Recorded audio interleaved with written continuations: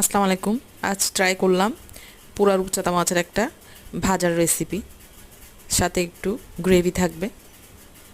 আমরা কক্সবাজারের সাইমনে যে রূপচাঁদা মাছটা খাই সবসময়, গ্রেভি গ্রেভি পমফ্রেট, ওটা করে ট্রাই করেছি। জানি না কতটুকু হয়েছে। প্রথমে আমি লেবু রস, মরিচ, হলুদ আর লবণ দিয়ে মাছটাকে কিছুক্ষণ ম্যারিনেট করে রাখলাম। এরপর 2 পিঠ সুন্দর করে ভেজে নিলাম হালকা করে। এরপর রসুন কুচিগুলো দিয়ে দিলাম তেলের উপর।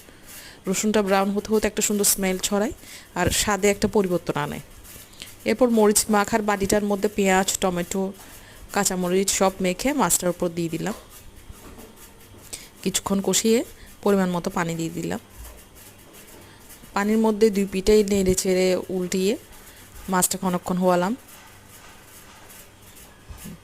এরপরে মাছটার পানি যখন শুকিয়ে যাবে, মাছটা একটু ফ্রাই ফ্রাই ভাব আসবে, উপরে তেল উঠে আসবে, তখন এই মাছ রান্নাটা সম্পূর্ণ শেষ হয়ে যাবে।